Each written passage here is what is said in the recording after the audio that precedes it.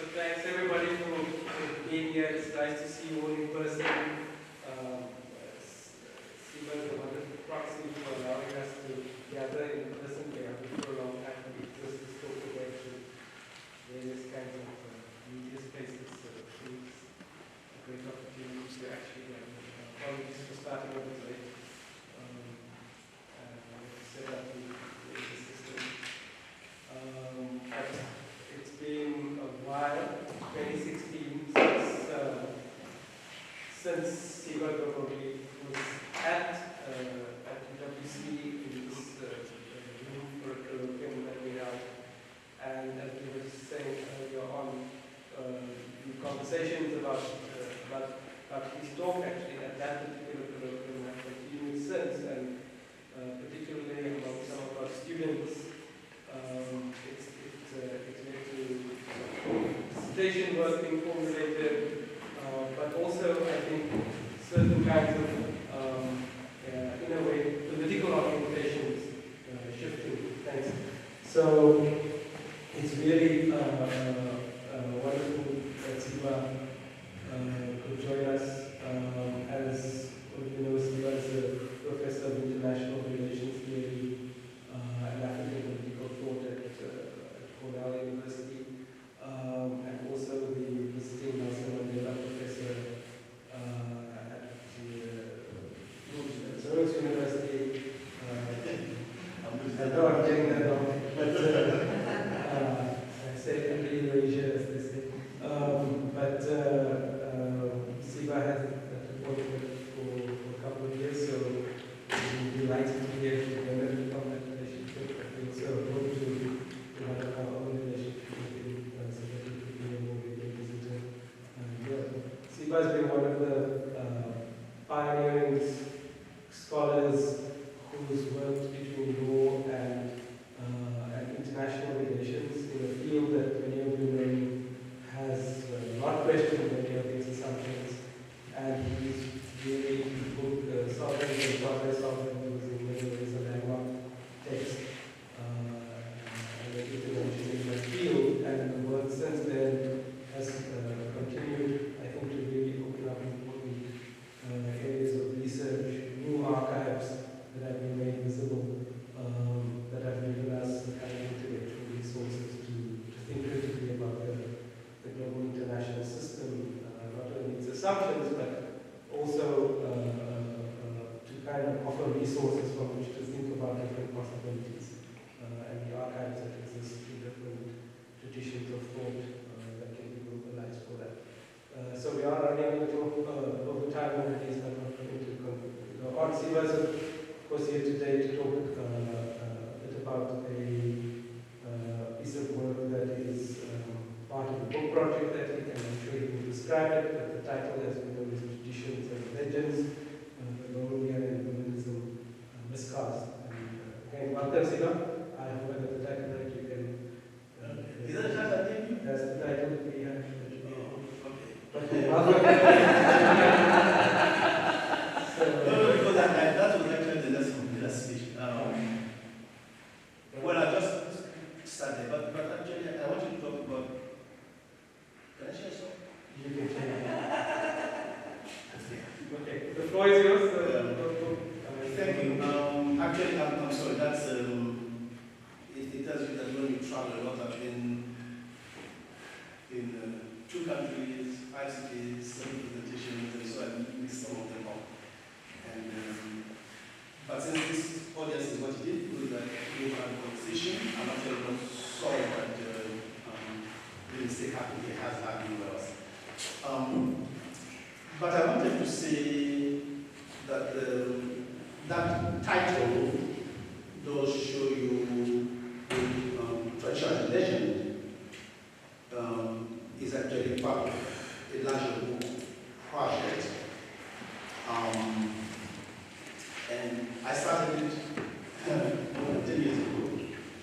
And then I stopped and I decided to write a book that people hopefully will read before they read.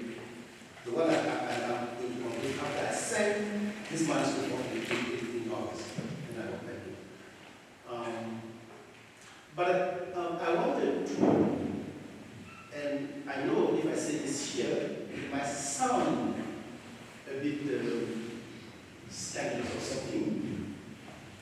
But I think that there was a time when I thought that we needed to do something until I heard one of your ex-presidents, Grovogui, talk about African Renaissance. And it triggered me in some ways, positively actually. Because I had been thinking about African thought, and it was always my sense that when people think about African political thought, we talk about Marxists, this and that, and all those. And it always bothered me a bit. Because the Marxism and the movement, etc., is like somebody finding a language and having to talk to you and say, as if, as you were saying, and then we said it. But there's no African who ever entered a conversation empty-headed. That we come to conversation not empty-headed because we actually, our bodies, our prime, our psyche, our reflexes are already part of time, the struggles we go through and all that stuff. And most of the time we actually imagine them in our own languages before we come to classrooms. African people go to the classroom empty-headed. We don't anthropology empty-headed. Which is why I always write all the debates about Africans, Marxists, and my father was white. So that's right. Who was the good, who was the bad, who was whatever. I think that was settled when they go in the market and I already asked Arab boys, people campaigning for Arab boys, if Marx was running for election, which wanted to go for Marx, without having read Marx. It is because some things just happen to make sense. And so I was wondering if there's really, when we come to these classrooms, when we enter these conversations about Marx, about all that stuff, whether there's really something that comes with us in those conversations. And today I'm going to make you a proposition. And so the thing I did at Nelson Mandela's birthday was actually to tie it's in my book, Nelson Mandela is like Martin Luther King. After 63 days, no after. Revolia, there's no after. It's Revolia. It's that thing about, I have thought about black domination, white domination, and I was trying to tie that to 4 centuries of political things, African political thought, beginning with Quilombo's influence. And this book begins really with Quilombo's because it's about time. And I want to tell you why I do this. My father did that, you don't know. Because I'm always wrong, I'm smoking. And that's how I do stuff. I'm wrong, so I'm wrong. And then we can find out why I'm wrong. But my son actually works in some fashion connected to math. So since he started going to school, I started thinking about cosmology and the stars and etc. And one of the things I gained from that is, of course, that from one cosmic event can produce different outcomes, but the outcomes are also related. For instance, our galaxy in it, we have gravity. It doesn't manifest itself the same way on Earth as it does on the Moon or on Mars and etc. We have planets, whatever. So they manifest themselves differently. But they are affinities because they are produced by the same event. And so I began to wonder whether if we thought about black people in the modern world as always been there, not peripherally but centrally, then what would we get in looking at our traditions? And those matter to me because today, all over the world, we seem to be in this crisis of institutions, of morality, of legitimacy, of state, and etc. And people want to turn to the same languages that underpin the practices that have exhausted themselves and led us to crisis. So these languages have exhausted themselves.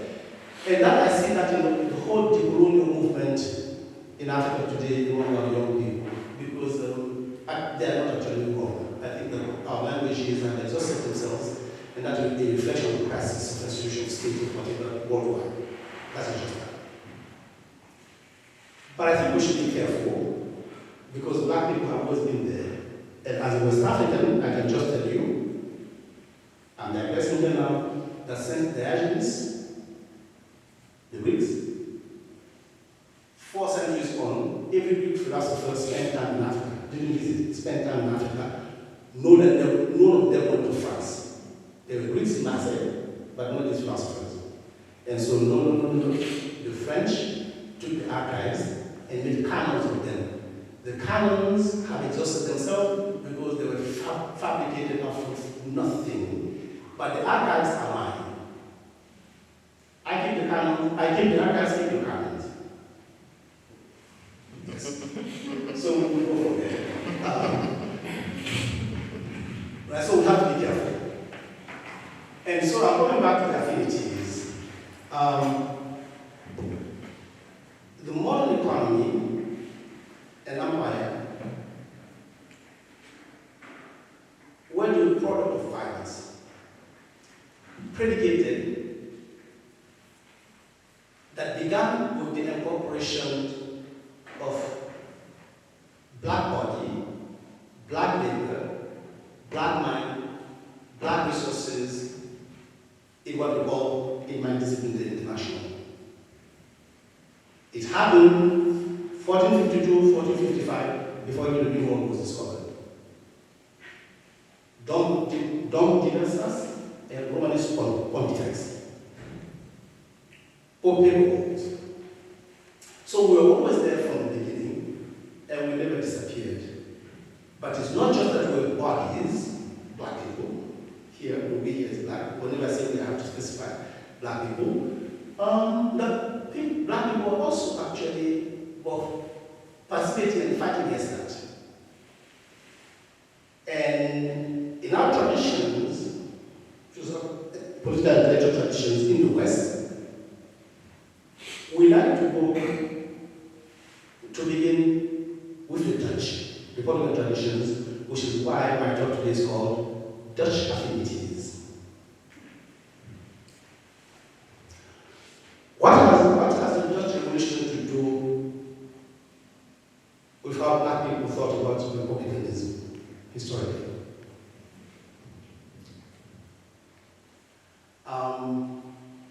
And this, I want to give you a story, then I'm going to talk about method and more of those. About 1598, King Philip created the Iberian Union. King Philip, sorry, the Iberian Union.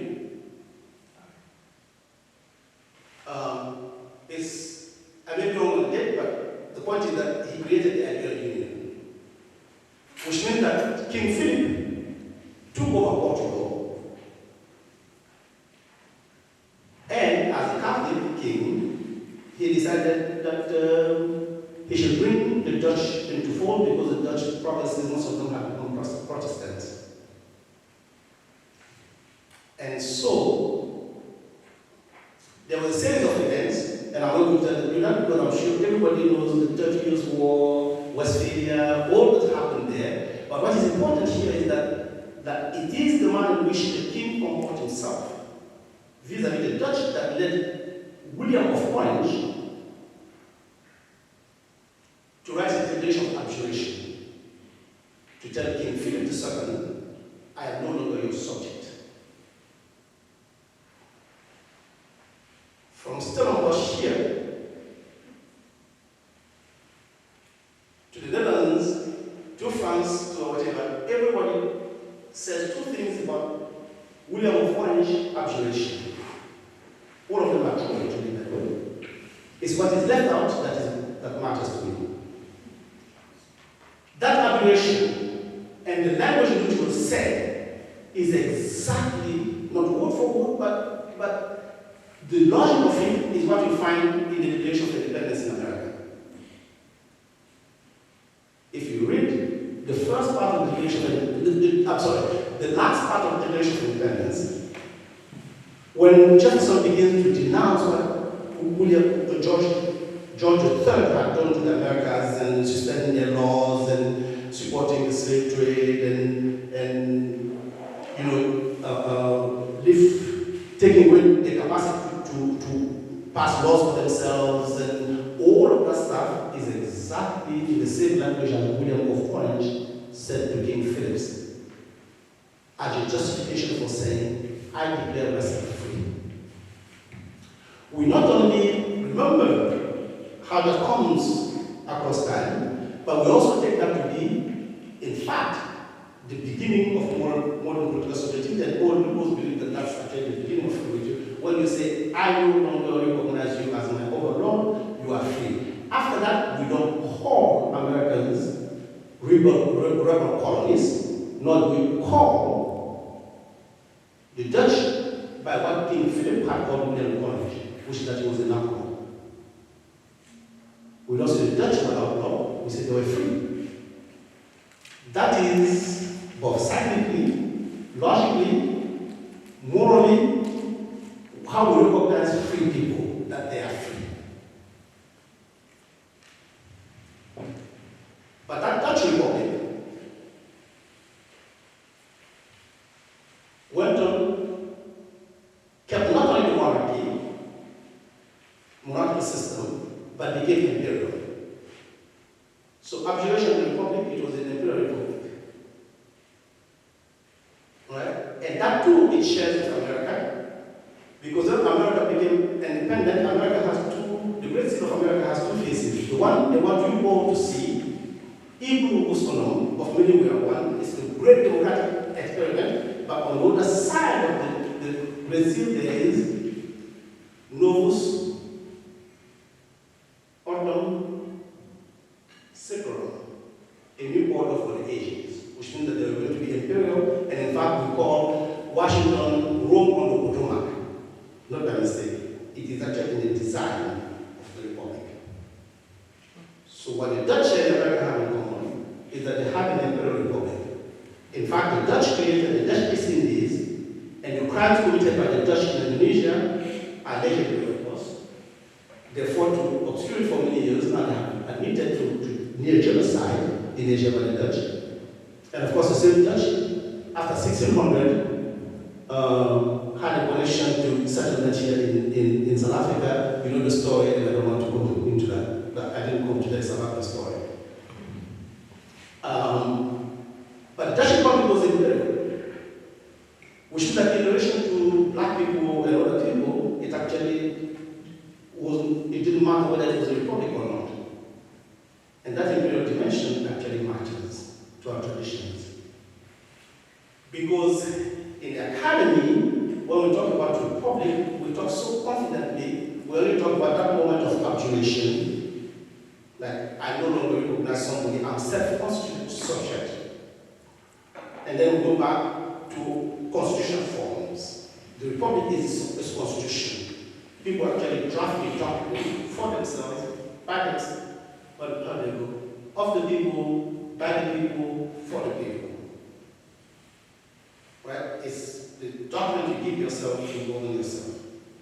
And so we imagine that to be a centrally European thing, Western. And obviously, there are many problems about that, and hopefully I'll get to some of them, but I'm going to suspend the problem now. But I just want to say that it might be very appealing as a story, but it's false. So the entire traditional republicanism in Western political thought is actually predicated on a teeny bit of falsehood or on its inability, now going to walk through, to not conceive of the unconceivable, because there is actually a tradition running very close to it that is by black people. If you read Wikipedia, you do Kilombo, Wikipedia will tell you, oh, we don't have internet. The colonies of runaway slaves. That's what Wikipedia tells you. That's what it tells you. Palmares was a state that lasted longer than the Soviet Union. Just go back to Wikipedia, it will tell you that it existed from 1605 to 1690 something. It lasted longer than the Soviet Union.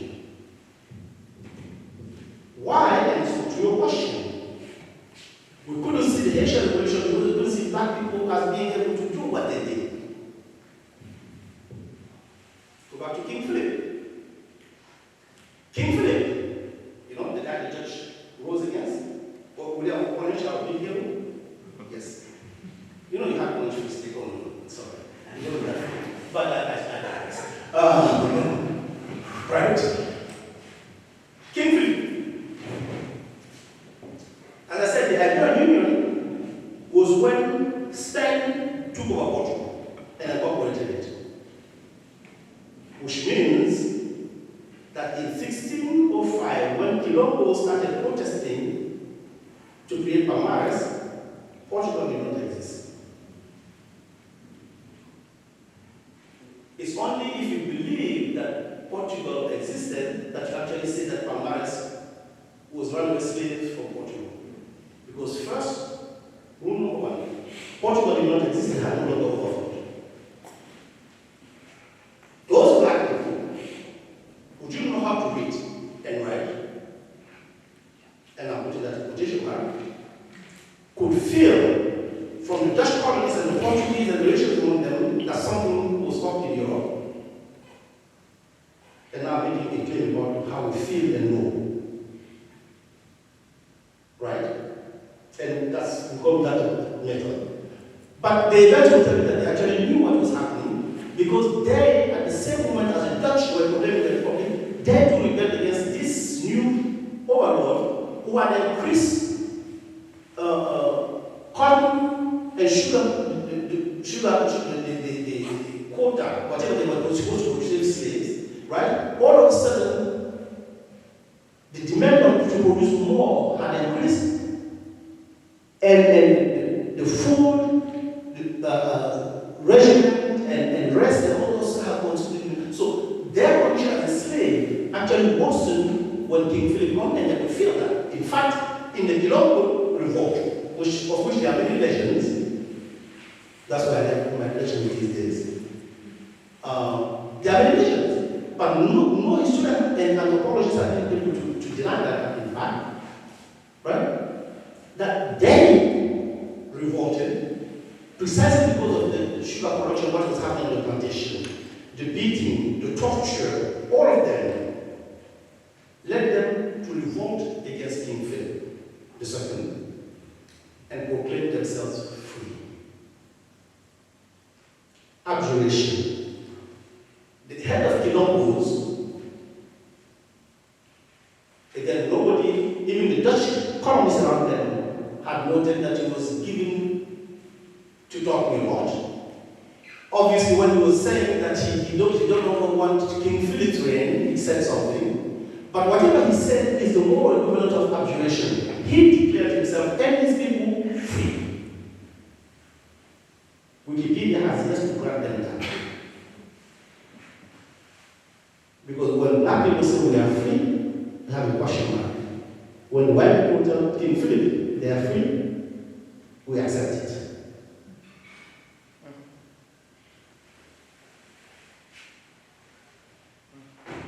Of those people, if you read William French Abjuration Declaration, what is he pushing to King Philip comes nowhere close to the abuse, the torture, the imprisonment, the making of black people.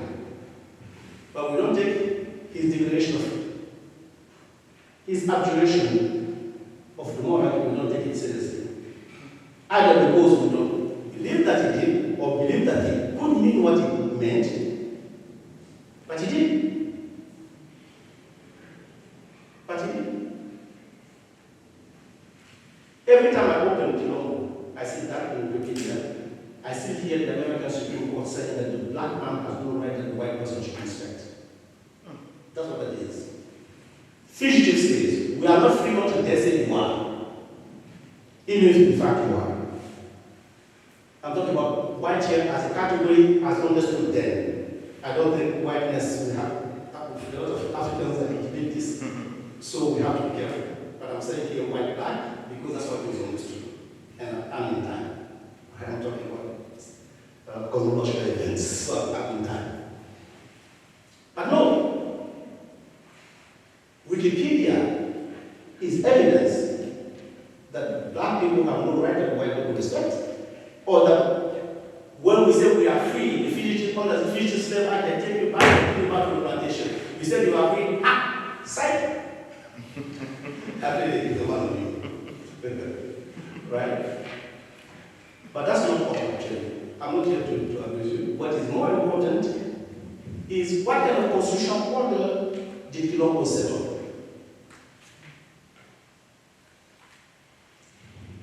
If you don't believe the legend, believe the Portuguese Ministry of Health. Because 10 years ago, the Portuguese Ministry of Health wanted to know how many native population existed in northeastern Brazil. They went to Quilombolas, descendants of Quilombos, to take their DNA to figure it out. Because Quilombos were the only people, after the only people in North America who had a republic in which Native Americans were free and equal citizens. Still is the one. Yes, Bolivia had Evo Morales. I'm talking about a constitution that does not recognize race, that gives equality to gender, right? That doesn't recognize religion, superiority, takes African whatever orientations as religion and etc. It was and still is the one republic nobody has been able to implement in terms of equality in right. And the tradition there, which is what that's what I'm talking about, that's the title of my book. No partial public sympathies. It's not from me. That was Alexander Cromwell in America later talked about black. Traditionally, that term comes from him, but that's what you find from Quilombo all the way down among black people. Because our location, you can take it up many ways. Sometimes I tell this story in the legend of the black butterfly, but today I'm in a classroom, so I won't talk about black butterflies and legends. But what is this constitutional orders? Right? Quilombos lived in time and possess a language that was accessible to all. But the meaning they gave to them were not the same as Europeans. What distinguishes Quilombos and Haitians from the rest is that the people who led those revolutions had just recently been taken from Africa. This is the first partial slave taken there. And so they were taking a lot of African ideas and putting them together to give themselves new institutions. And what the underpinning of those institutions were is what is of interest to me. Because they tell me about how life was either lived or could have been lived in Africa. They were also slaves, they were also sold by other Africans. And I just have to say that. Right? But what is the important part is political experimentation. That when they found themselves among their oppressors, their enslavers, they recognized the possibility to experiment and they experimented, but they went far beyond those people who colonized them. And what they had recognized was that Europeans could not get away from partial sympathies, whether they were to reason, race, whatever the criteria were. Humans will never be the same. But that idea of oneness of humanity is not equal to uno. It actually is a different kind of oneness of humanity. We are still chasing that possibility in Western experiment. Quilombo did it in 1609. Yes, black.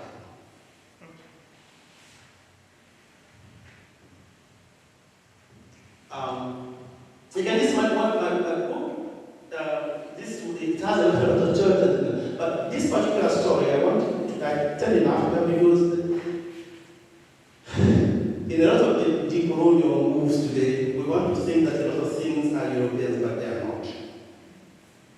In fact, sometimes we hope and wish Europeans would actually learn the Quilombo experiment and learn what a republic could and should look like, what universal citizenship should look like, what no gender discrimination looks like, what no sexual discrimination should look like, they would actually learn more.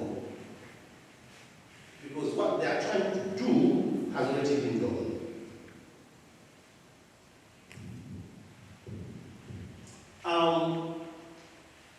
But I don't want to give up my archives, because these are two things I want to say about the rulers. Some of them left West Africa. In West Africa, in Dakar, Senegal, among Qadiris, Muslims, today, if you go there on a Good Friday in the church in Dakar, Senegal, the Imam will be quoting from Aristotle.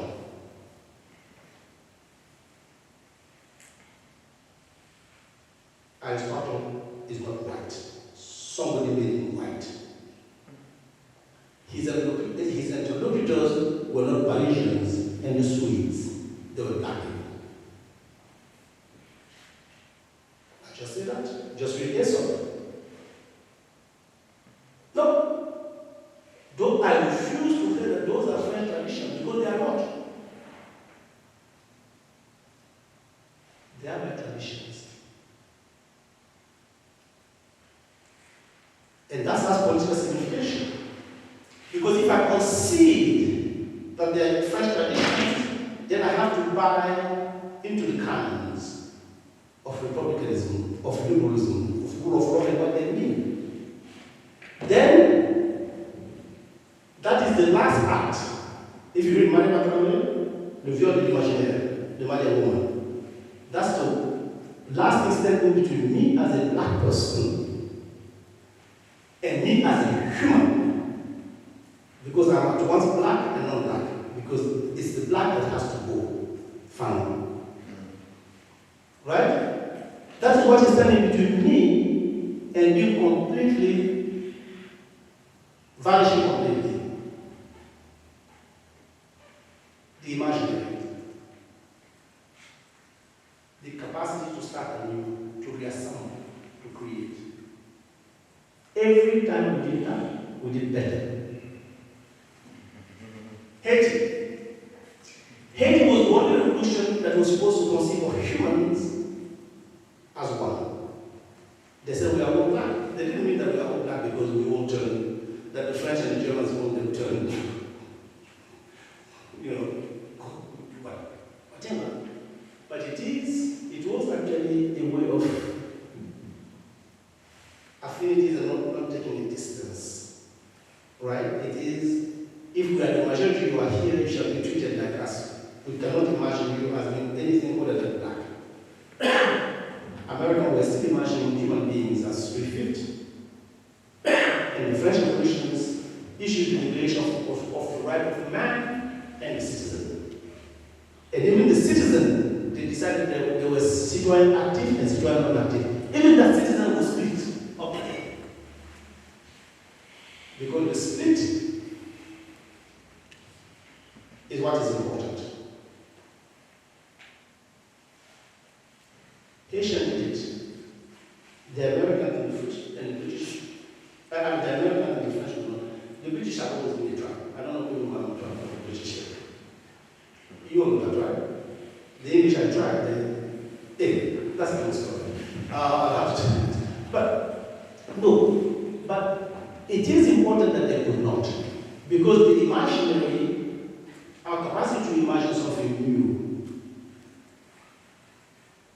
is actually the greatest gift that humans have. But the languages in which the imaginary is possible today, and I just mean English, Dutch, or whatever, is the language of liberalism and expression rule of law and stuff. I think that they have exhausted themselves because they were never meant to provide universal justice, universal citizenship, all of those universals. But black people have been able to learn. Just say. Now, I left Colombo, I came to Haiti, I come to a more recent time in African history. Patrice Lumumba and Sekou Touré. If we were good readers of history, And if we had electricity, I had block here, I would actually have projected something. The Declaration of Independence, partition towards the Declaration of Independence, I say this, was pressurized. You know from who? Jefferson. Jefferson pressurized from whom? William of Orange. Yeah. But all he says was abjuration. It was to list all of the things that the king has said in a particular prose. But a black man dare not speak like that to a white man. For that partisan was put in acid, the only thing that survived of him was a tooth. So it was not simply that when we look back at history, we can forget all of this political implementation of black people. It is that even when abjuration happened in real life, we can comprehend it because we don't associate what people, black people, can or should do. But you can take, I would have projected it, you can take the land of Mumba, put Jefferson on the side, and put William of Orange on the side, and tell me what's the difference. There's a gentleman. The desire to be free. And that's what is in Wikipedia. Can a black person desire to be free? And when a black person says, I'm free, are they really free? Or should we accept that they are free? Or should we trust them to be free? And I use the last word very deliberately, should we trust them to be free? Right? Secretary was the same thing. Secretary too plagiarized. From who? Jefferson. Can that be a problem in the national when in the course of it, what of countries is the same thing. But you know, the two leaders that the West hated most at independence,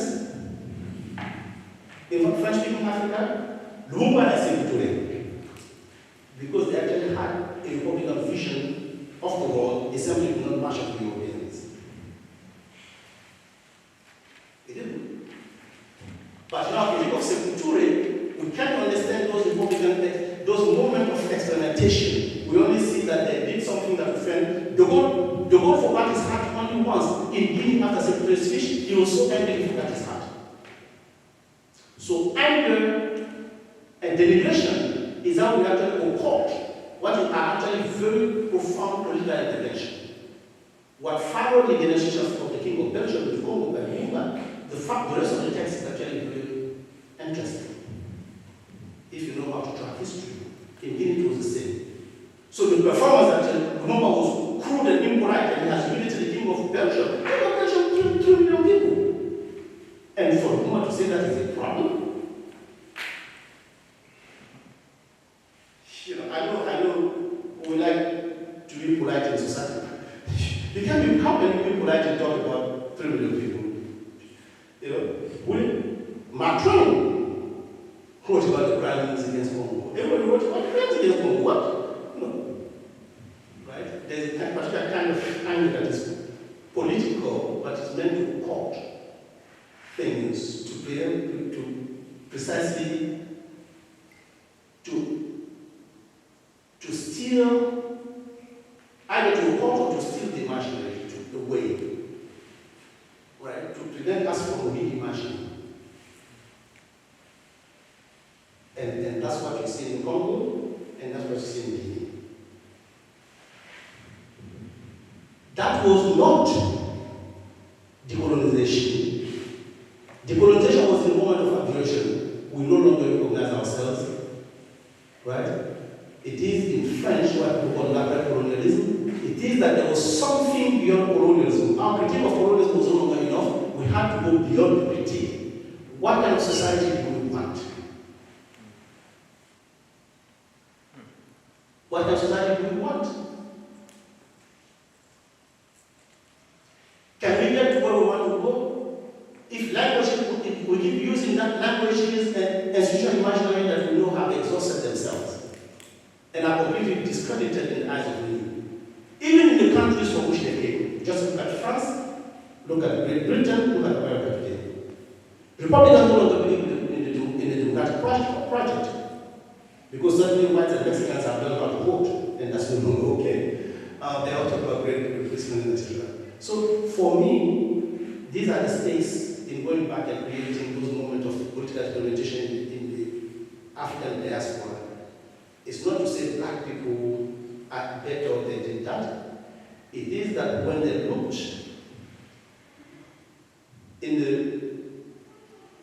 the material condition of life, in state formation, in empire developed economies, they were able to learn valuable lessons and to take separate tracks. Going along separately was not necessarily separation, but it was a different track of reflection, and perhaps there's something useful in that. And my point is not that they were right or wrong, it is that, yes, people did then think otherwise, and we don't have to believe that there are no alternatives. There are alternative imaginaries, and you can find that from Kilombo to Livonia. Thank you.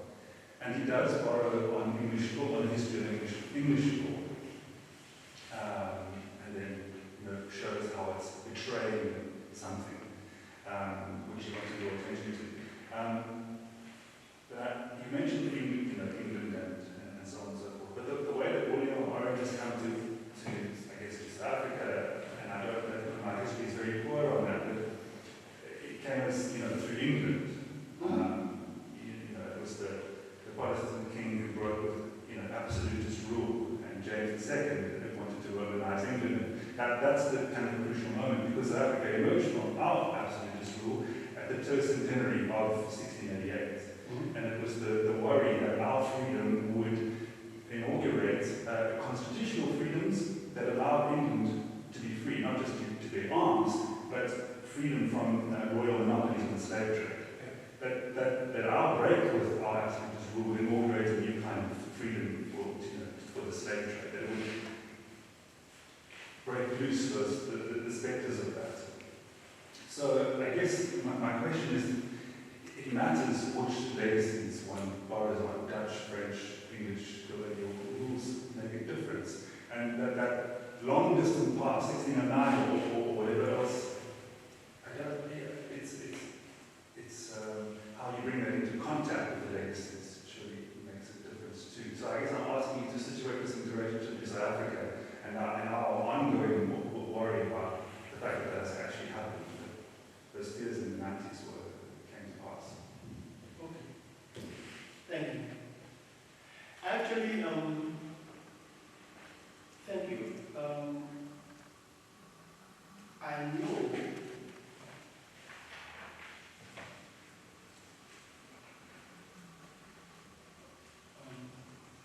the reason I found that last paragraph, what everybody says, I'm willing to die for, where it's fought against white domination, I fought against white domination, I fought against black domination, for freedom,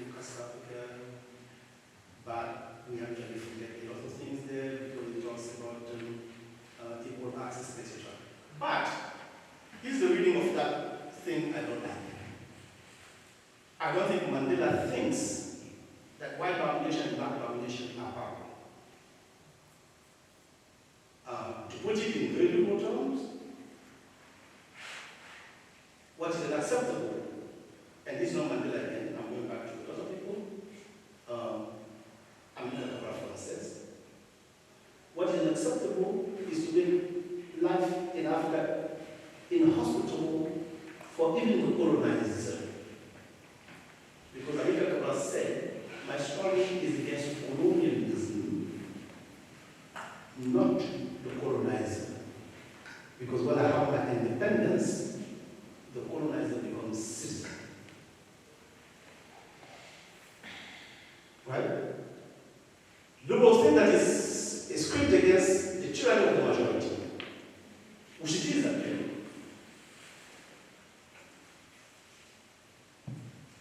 But citizenship has a price actually. Because if the minority want to retain what the French call droit acquis, acquired right, under the new regime, you have freedom. And this is difficult. We should not imagine about that. It is whether we subscribe to law as language. Now I'm going to my law. Law as language, morality as language, etc. As things that we need in our existence to function, to have predictable communications, relations, etc. Or whether we are going to purchase one particular language of the law.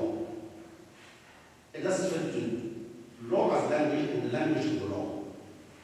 The language of the given law, the language of the given law, and in the case of in South Africa of apartheid, and I don't mean just Afrikaans, that's not the language in that sense, the language of the law, what the law prescribed, if the condition under which that language was received have changed, but we want to keep the language itself, the privileges and all those other things, then of course, it can work. We don't have any order. We have to give ourselves new laws. Going back to William Orange. This is beautiful part. When William of Orange, when the United Dutch provinces decided to give themselves a new constitution, King Philip called it the outlaw.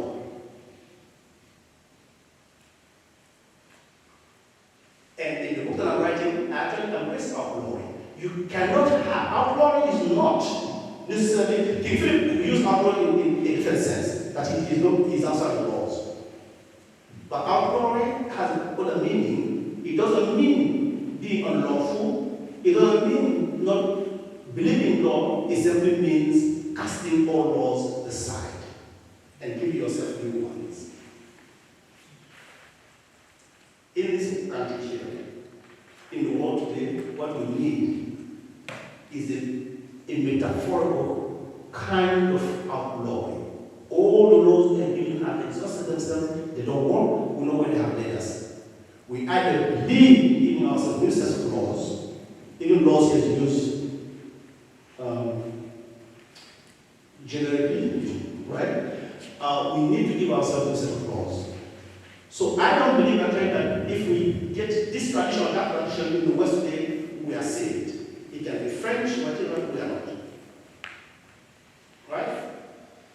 And since we're in the context of language here, I have a voracious appetite, sorry. Since we're in the context of language here, I want to say something. Actually, I was weighing between coming here and talking about disciplines or talking about this thing today. This is a discipline. Political theory emerges as a possibility and as a discipline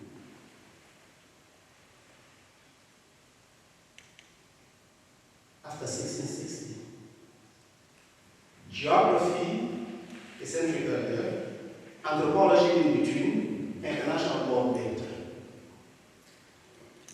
You know what happens when Locke was writing 2 treatises of government? He'd already invested in the Virginia Company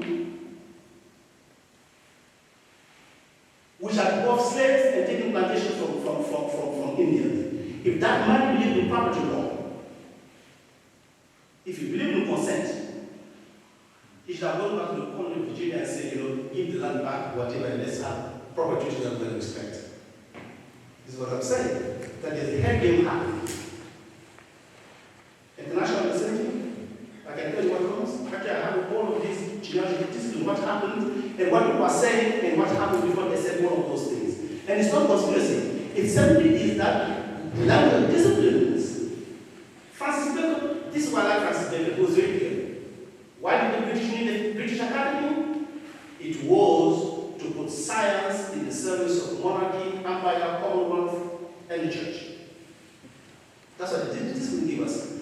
Just as I was saying, I keep the canons. I keep the archives, keep the canons. I also say, let us think more methods and etc. Right? And we keep the discipline. Because disciplines and knowledge function as algebra and algorithm. Metaphorically. Analogy. Algebra is a function you have. What is the value of this?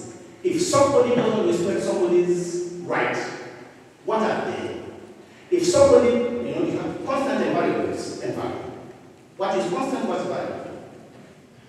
If the idea is to solve human questions, what are the problems, how we think about them, I like that. But disciplines are not in the likeness of algebra, they are in the likeness of algorithm. It's to direct us toward a particular conclusion. We already know what we want. And so we debate whether if we buy the French tradition or German tradition, we get there. Right? And I think we have to actually rethink the disciplines as algebra. What? Because that's where they were. Geography emerged after conquest, it was to map the world. Anthropology emerges at a particular point because we wanted to know how the native lived. Even my discipline, international relations. Before international relations as a discipline, we had diplomacy, international studies, they were called multiple things.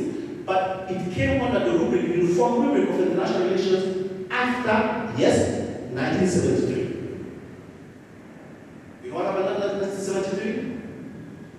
The non-aligned movement, Bandung, non-aligned movement, UNCTAD, and then the confrontation over the new international economic order. It was to blunt our imagination. Every discipline, if you are from this side, was imagined to make the unacceptable acceptable. To make the unacceptable acceptable. We should not say that discipline methods are not valid because they are. I'm simply saying that we should repose the equation. What is that we want? Instead of how do we get there? Because we all have different types of problem. If we know what we want, then we'll see what the equation gives us and we'll solve the problem. Sure.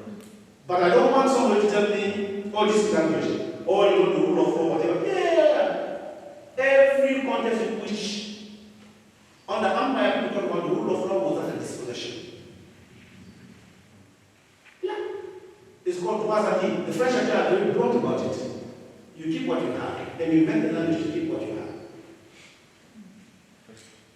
Right? And so, we should want to say that all of these traditions, it's not, Mandela said we pick the best traditions, yes. That's Mandela. Mandela is not in my shoes. He was a politician. God bless him. He is legend. All of that stuff I like.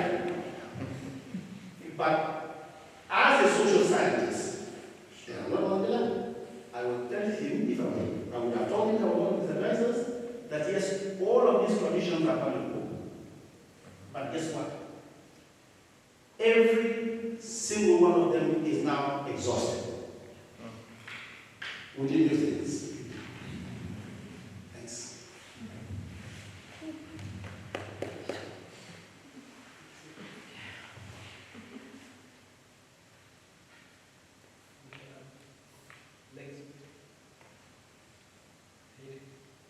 Yes. Thank you.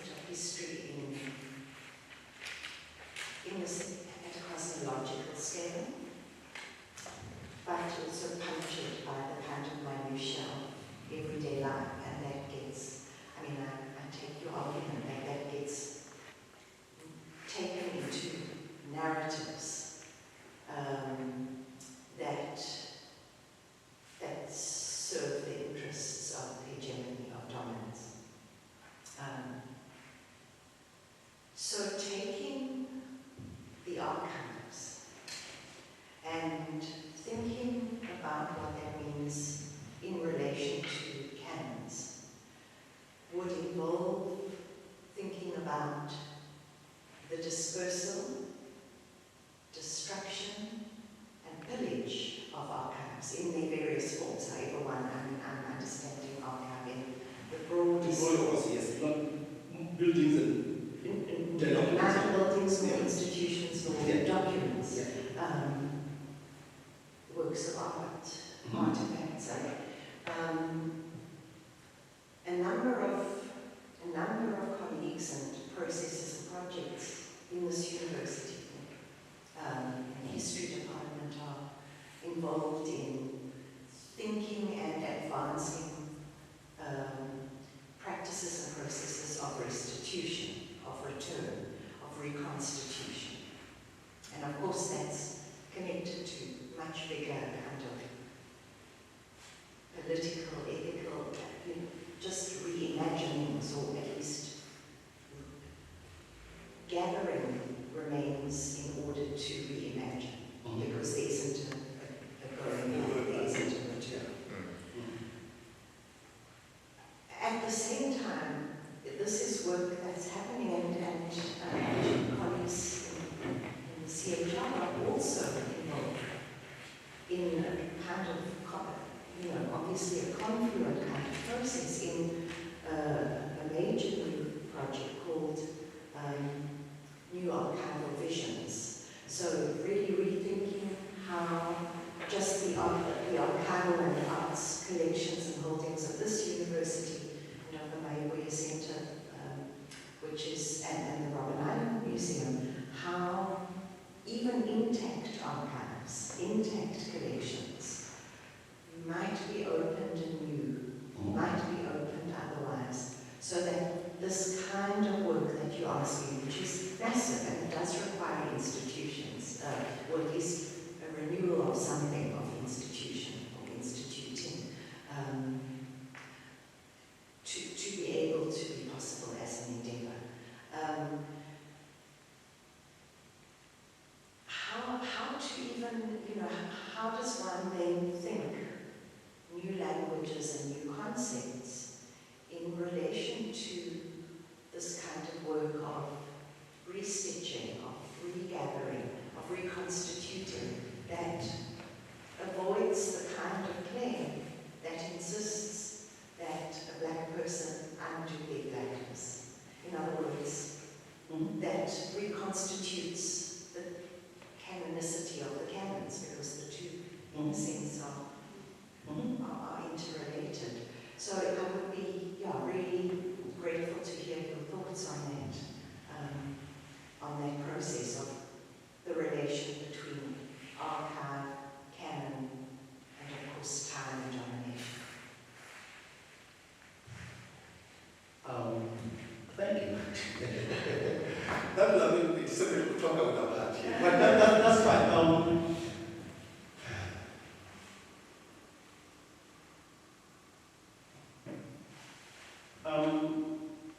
There's a lot of things you said about time. One of them is whether one can go back, which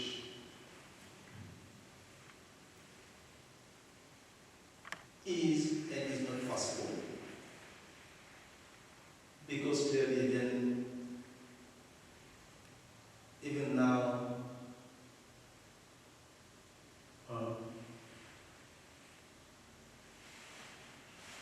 people now believe that even the universe will lose. That vibration never stop the follow, and they affect our blah. And I think that we know enough about neuroscience also that if you believe in evolution, is that in our wake-up today, right, our fears, how we react to, even the sort of recalling from the idea of utopia has to do with what utopia has become in modern political parties. And so when they say utopia, you just run away because on the other hand,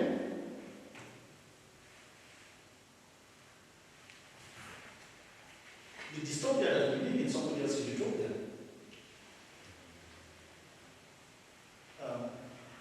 Dare I speak the name of one more South African? Elon Musk. All right. This is his utopia.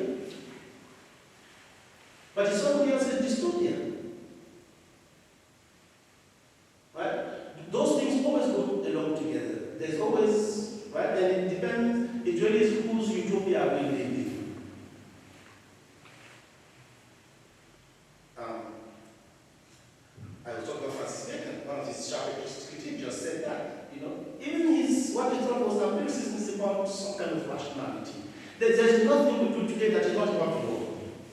The contract we have today is based on expectations. So we are never as a utopia. We just have to admit that. Because tomorrow nobody controls tomorrow. We act as if tomorrow is predictable, but we also know that it's not.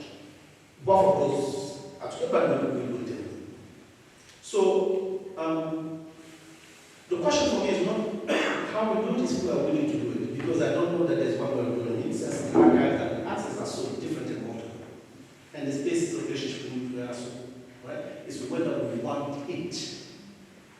What we have in the world today is that Elon Musk knows what he wants. You all were dying from COVID, his worth multiplied by 40%. And he will say, thank God. Right? I mean, so, yeah.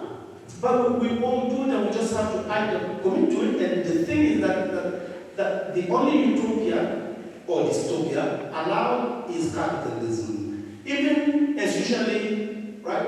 I think in America, NPR, the stock market where it is, and then they go to business units. NPR has never said it. Now in labor news, it's always a business unit.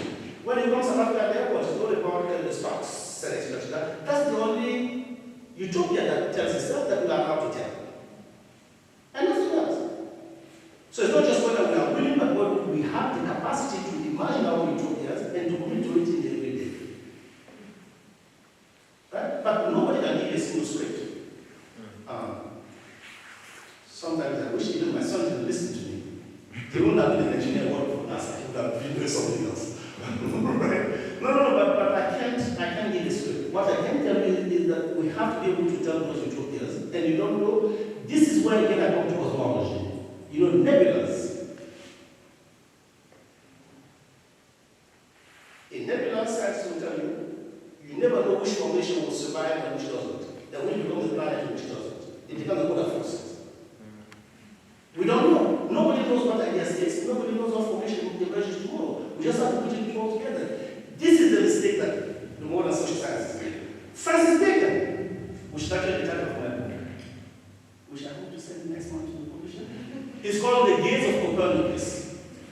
And the subtitle is Post-Colonialism, Serendipity, and the Making of the World.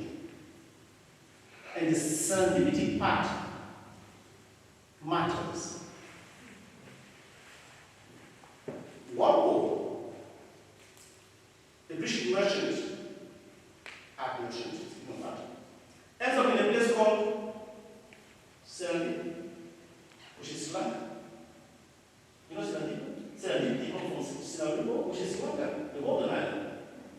He ends up there, he sees on the walls, in the fabric, in the cooking, 8 centuries or something, he was not in platoon 2, which is that you could live, Northern Mozambique, end up in Chaka, back and forth, go through empires, Muslim territories, whatever. You did not have the simple currency, simple language, no passport, whatever, and people, that world was united. And he could see the magic that created in this small island called Serendip, and he decided that magic has to have some name, called the serendipity. That's how we have the word serendipity. That's what the world was. That magic, of course, is no longer there, and we see what is happening in Sri Lanka today. That's what the nation state, that's what the state and the nation do to us. You know what is happening in Sri Lanka today? Right. That's what the state, capital, and nation do to a place that was so magical. But that is what I actually like, because that was really what was happening. Francis Bacon, going back to my story, said that Copernicus was his model. But Copernicus' point of departure was that we may think we are smart and handsome and beautiful, all of us here, but we are very half-evolved monkeys sitting on this rock that's circulating around the sun. That was Copernicus' discovery, and from that, all observation followed. Right? You all know that we are very half-evolved monkeys on this rock, spinning around the sun, etc. So you went from geocentrism to heliocentrism. You know what Francis Bacon and the British Academy and the French Academy did?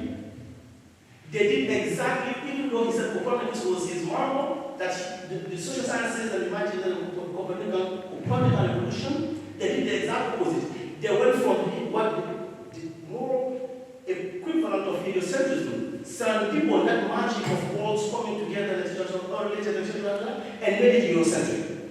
So in fact, it was coming here, whereas Copernicus was saying, we have to go with this.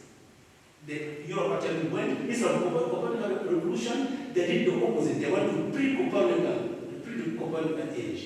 The world became Eurocentric, very Eurocentric. Which means that the world they now imagined was extracted from all those nebulous possibility.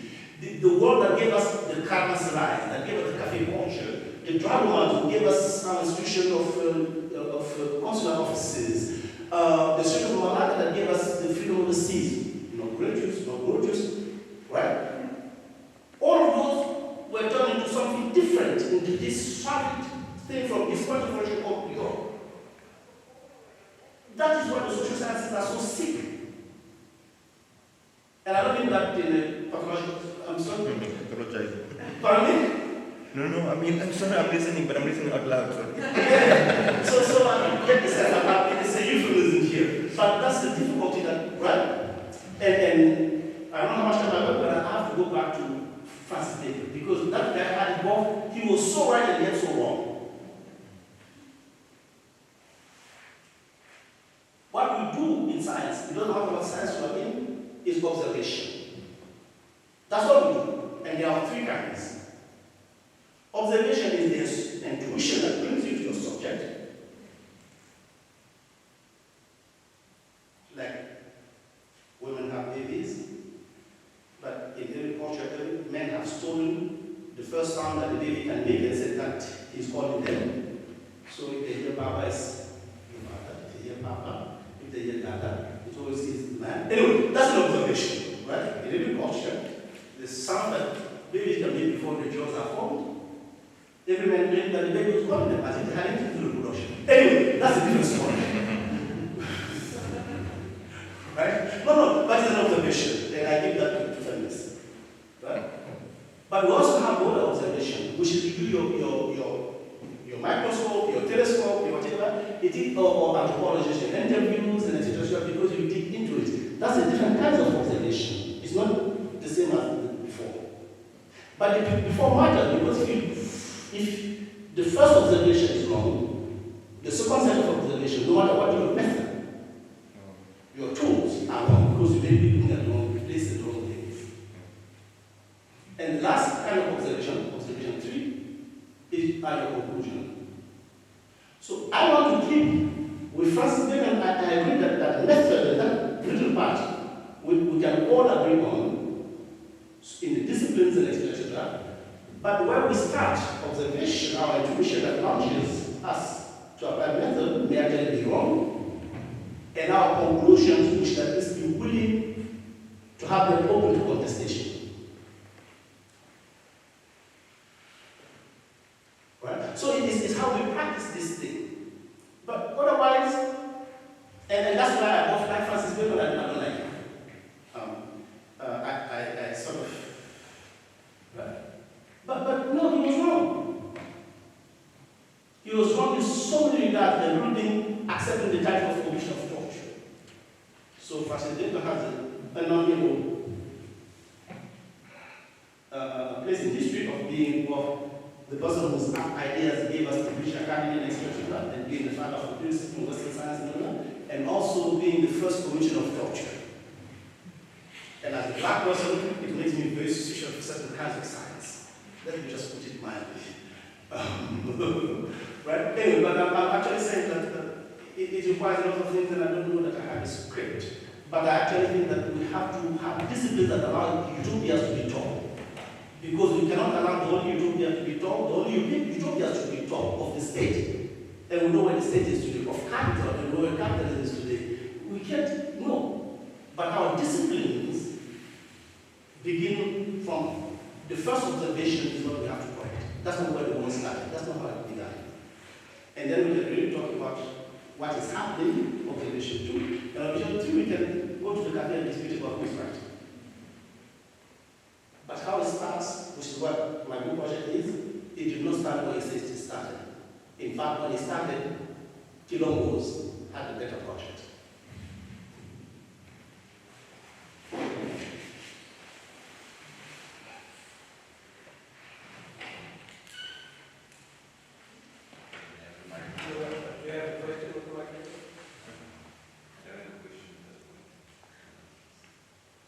also don't have a question. I'm just happy to be here. But you can say why you are happy to be here. Are you happy here because I'm entertaining, or are you hearing something that's interesting? I mean, observation, right? 1, 2, 3. Yeah. I'm learning in the, yeah.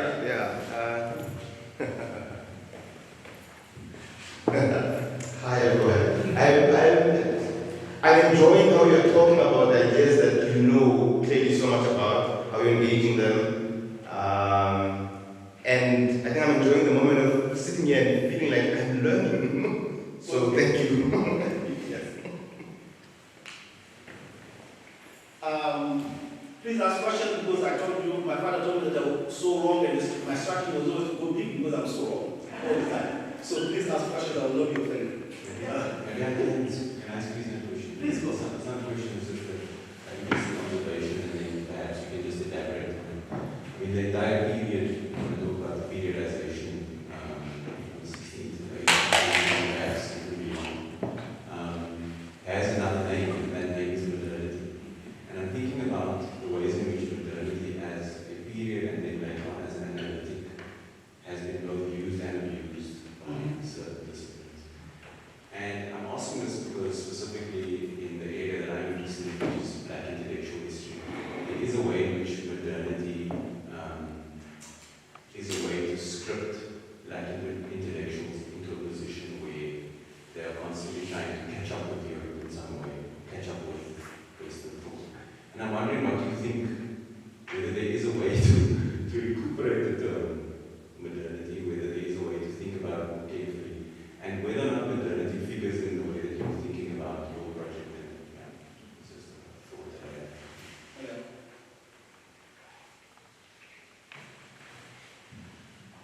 Thank you. Concepts.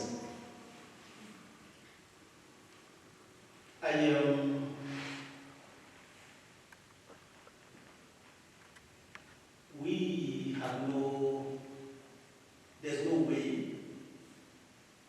in the language science that we have to think without concepts. And so I'm aware of that. And I constantly resist that. Which is why, though I'm very aware that I was talking about modernity, I didn't use the term. And I'll tell you why. In the French Empire, the French thought that they were being conceited when they called black people who went to French schools and said, évoluer. Some of you speak French, right? Évoluer means that they have evolved. Even the vast majority of French-speaking Africans still say évoluer as a put down.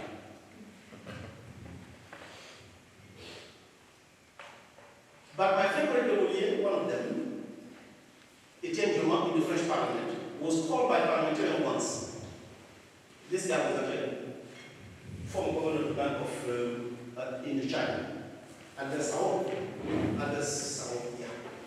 He tells this guy, he said, you know, you should be glad that we colonized you because you brought you civilization, blah, blah, blah. And he said, now you are evolving. The gentleman looked at him and smiled and laughed and said, let's just start from where you stopped. I have evolved. Have you?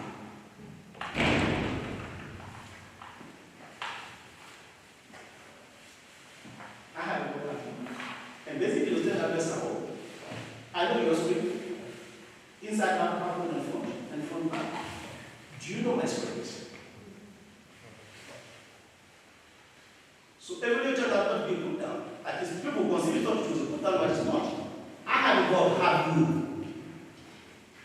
And I know one of the problems in the world today, and there's no ownership of this gentleman in the French Parliament. One of the problems we have today is that those people who conquered the world and created empires know so very little about the places they conquered.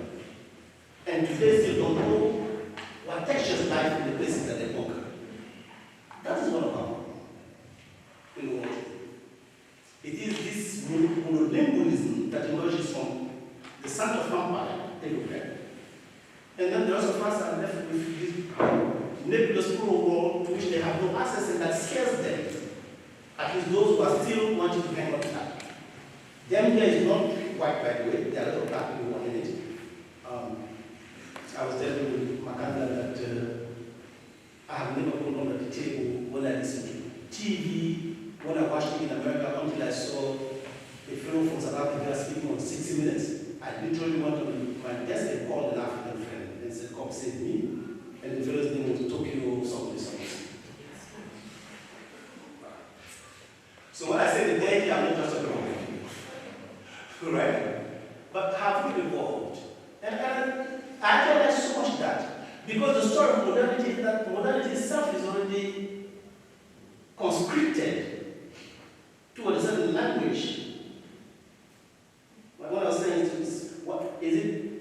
Is it language that you want, the law as language, or is it the language of the law? Are we being conscripted in a particular vision of modernity? Or can we see that the sense, again, which is why we started with capitulation, the idea of self-making, declare oneself to be autonomous, and that's what Grovogui did. Wikipedia has a part on it here. Well, half of the world has not. More than half of the world has not part on it. That those people were actually right? They were self-made political subject who had one of the most wonderful political experimentation, etc. We can't even see it in the context of our own language of science, in our traditions of the political and literature, because that is already so conceited and so narrow. Right? So when we say modernity and somebody thinks that we are taking a French tradition, British tradition, etc., you will not possible. The idea is that, again, as I said, in several terms, cosmology, which is what I like the affinity, affinity that when something emerges, they move, right? It has a ripple effect, right? But at some point, the center doesn't hold anymore. So when we say modernity, we want to give it a center, right? And that's the conceit, actually, again, Francis Bacon, to his credit, wanted to guard against, right? He talked about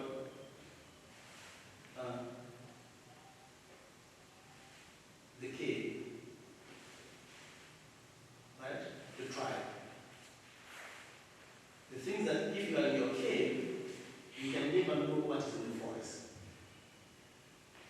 That's the problem of your sentiment when we tell the story of modernity. The danger of being in your cave is that at some point the forest itself is scary. So we are scared of any kind of social experimentation because we have been in this cave for too long, and so the forest becomes scary.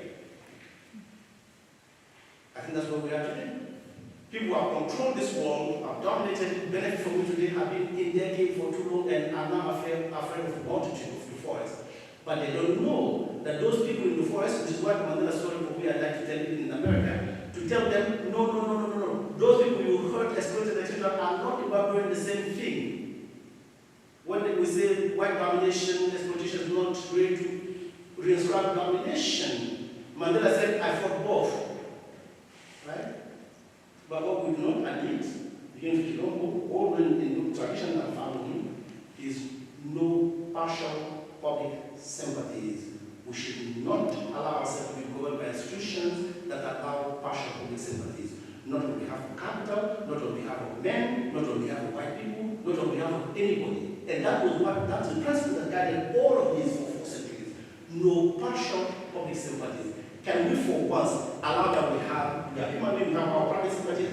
You don't have to invite me to here. I promise you I have wonderful conversations, but you don't have to. But when we go to the public square, I don't want the state to be partial to me.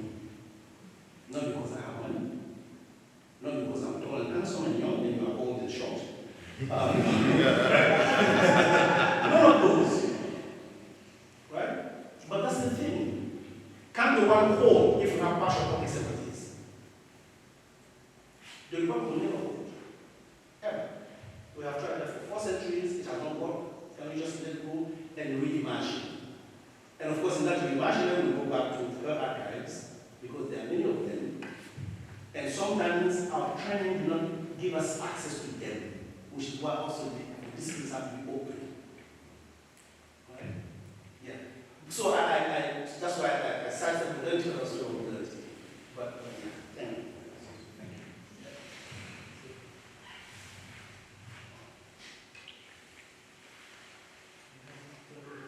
She's skeptical. I'm looking at her. Sorry. Yeah, I know you have, because I keep seeing your eyes. Yes. I wasn't here at the beginning, sorry, I was late. When you spoke about Lumumba and Sekou and the ideas of their speech and other things which were plagiarized from Jefferson, I was just thinking like, yeah, they had to come from somewhere because I know these people have to read everything. They could get across and, like they could get anywhere, so they read it all. So I wonder if they could just, anyone can have their way on ideas, like it's not easy, so that was the first thing. And the second one, things I want to hear more about, and African leaders that will move and something else that you think they borrowed from the West. So that was my question. Yeah. I didn't need to ask it because I thought it wasn't so. No, thank you, actually. Thank you for asking. And thank you for moving back to that point.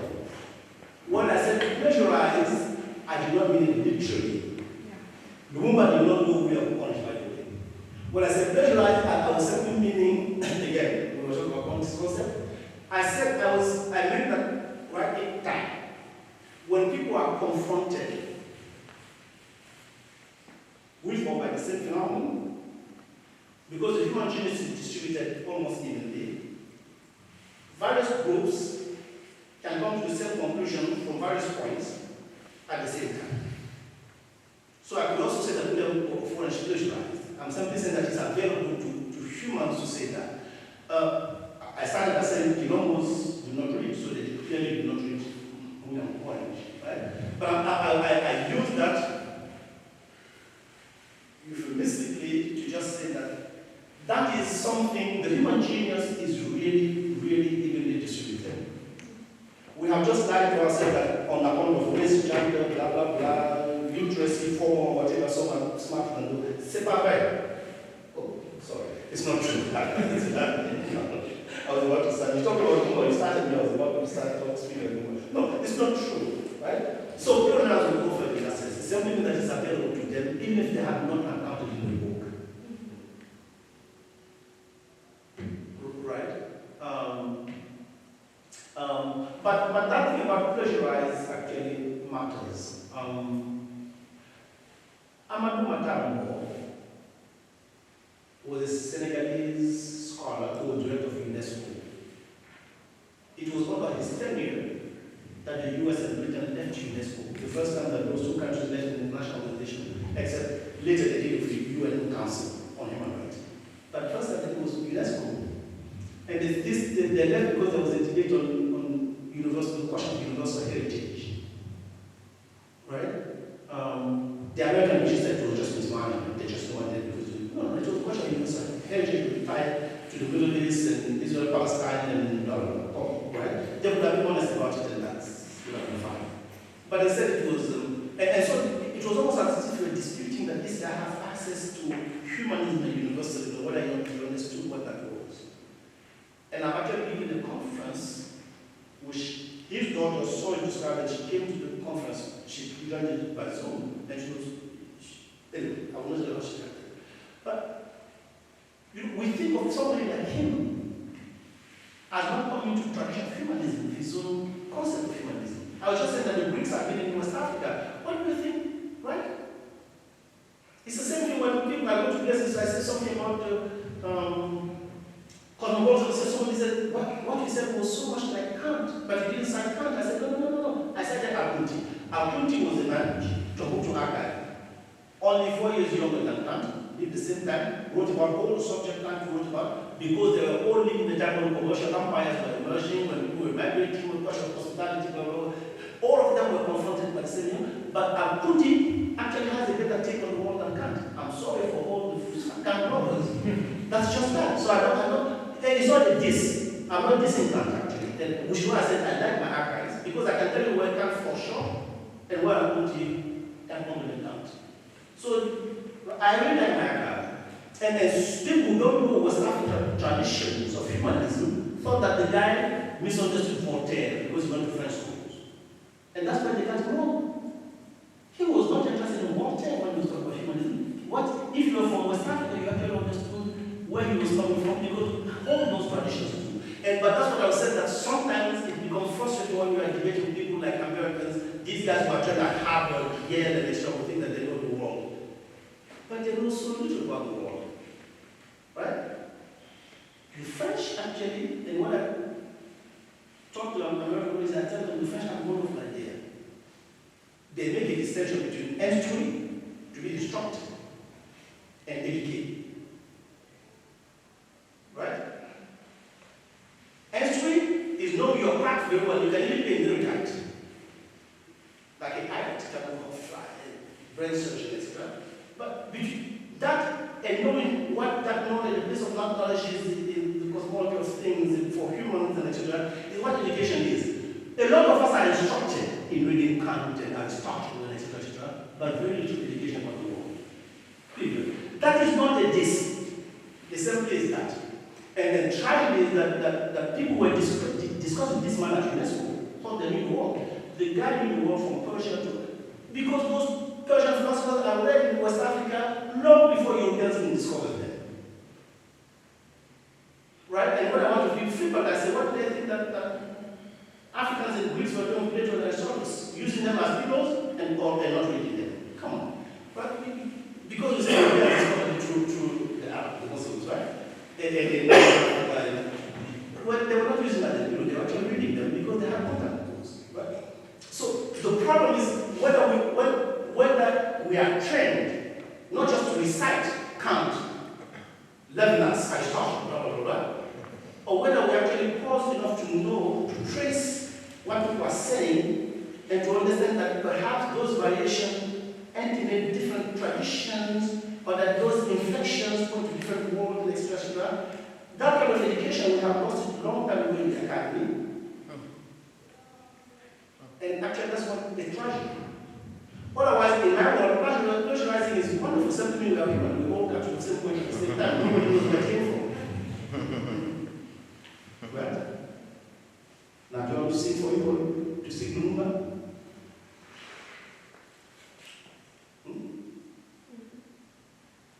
Lumba Tora Kedemino, Adema Kedete, Kore Kedete, Lumba did not die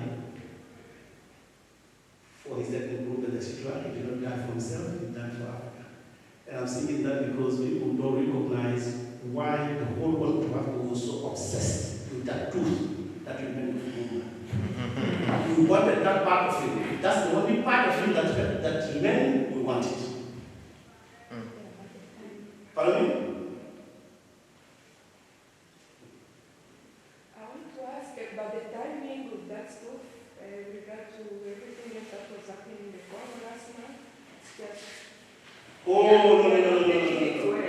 it's just something that is not related to. That itself has some pedagogy and a diet.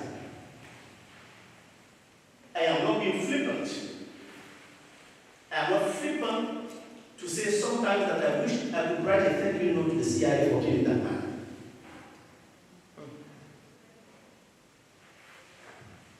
It's the perfect idea for young black Africans to see all this corruption around them, etc. He didn't leave enough to be pushed to make no compromises. He was never corrupted. It's a gift. I really think the killing of Lumumba was a gift to Africans. Because you can still look at that man and say he never compromised. He knew what he wanted. He was not prejudiced. He didn't trust anybody. He wanted a united continent, and he wanted the resources of Congo to be in the service of all of Africa. He said that much. He didn't live to betray his ideals. And that, I tell the young people in Guinea, take that as a gift from the CIA. Write them a thank you note.